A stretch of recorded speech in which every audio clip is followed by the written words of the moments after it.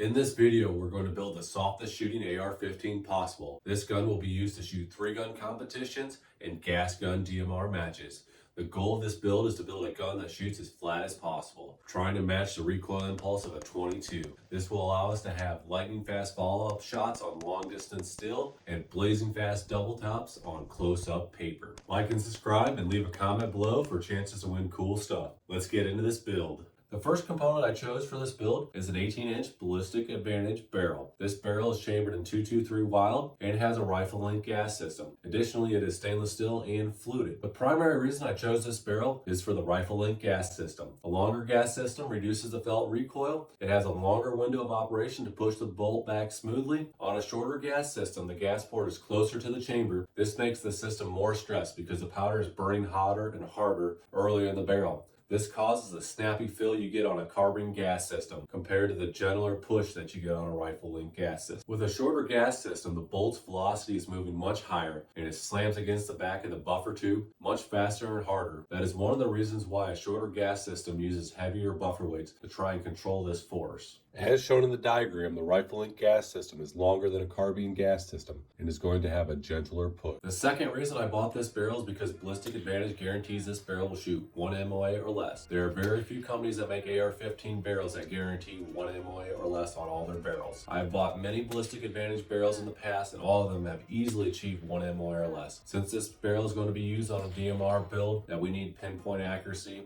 I chose to go with Ballistic Advantage and their 1 MOA or less barrel guarantee. Another cool feature on this barrel is it's fluted. I chose to have this barrel fluted mainly to reduce the weight of the barrel. This will allow me to have faster transitions on close paper. The next component we're adding to this build is the Stoner CNC Hollywood muzzle brake. This brake is the best brake on the market for competition and reducing felt recoil. It reduced felt recoil by 83 to 84% in our testing. Check out the video link above. The Stoner CNC Hollywood in this video is a limited edition nickel boron model that matches our barrel and looks super sharp on our barrel. Combining a Stoner CNC Hollywood muzzle brake with an 18-inch barrel that has a rifle length gas system will be some of the best money you can spend to reduce felt recoil. This combination alone will produce a recoil impulse similar to a .22 long rifle, only you'll be shooting a high-powered rifle cartridge. I can't wait to rip this gun on some close-range paper and really see what this thing can do. So I'm adding the DS Arms aluminum bolt carrier. This carrier is the lightest you can currently buy on the market, weighing in at a mere 5.2 ounces. This is less than half the weight of a standard AR-15 bolt carrier. A standard AR-15 bolt carrier weighs around 11.6 ounces. A heavier bolt carrier has its place. If you never clean your gun or get mud and dirt in your gun, a heavier bolt carrier is more likely to slam shut. However, since this gun is going to be used for competition and not in the jungles of Vietnam,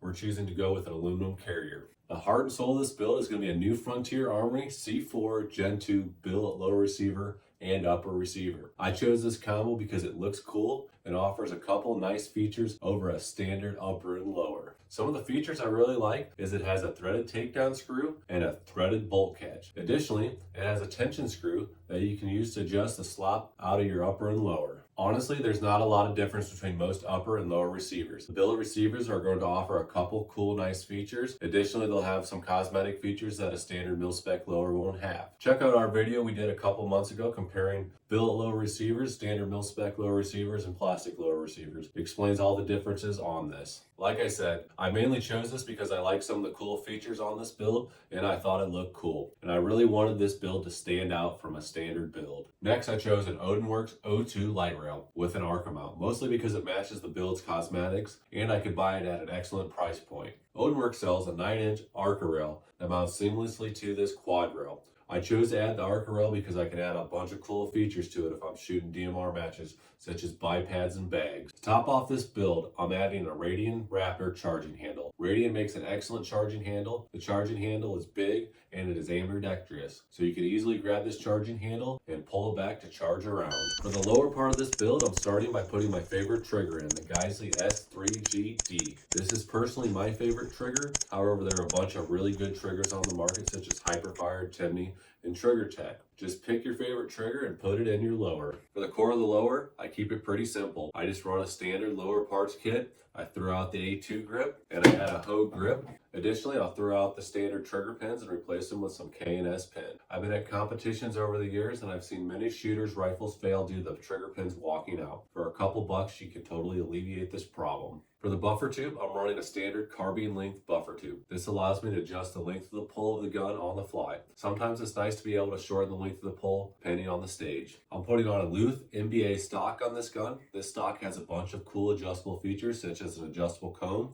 The rear of the butt pad can adjust in and out and side to side. This will allow me to get a nice consistent fit for long range shooting. For a buffer, I'm going to try out the Unrivaled 2-stage dead blow competition buffer. This buffer has created a lot of buzz on the competition scene lately. In the future, we will do a competition buffer shootout to give you more information of what each of these buffers do. For the meantime, we're just going to install this buffer and test it out. Finally, to finish off this build, I have two options for an optic. For 3-gun or USPSA multi-gun style matches, I'm going to mount my Vortex Razor 1-10 on this gun. This scope is great for these games because it provides the option of turning on a dot that is bright like a red dot. Additionally, it has more than enough magnification for any long-range targets you'll engage in any of these matches. For DMR style matches, I'm going to mount my Strike Eagle 3-18. This scope has a little more magnification and has exposed torques. This will allow me to dial easily on long-range targets. We have our race rifle all together with all the race parts that's going to make this gun recoil like a .22. The biggest bang for your buck on reducing recoil is the compensator, followed by the rifle link gas system, then the lighting components. Thanks for watching. Like and subscribe, and leave a comment below.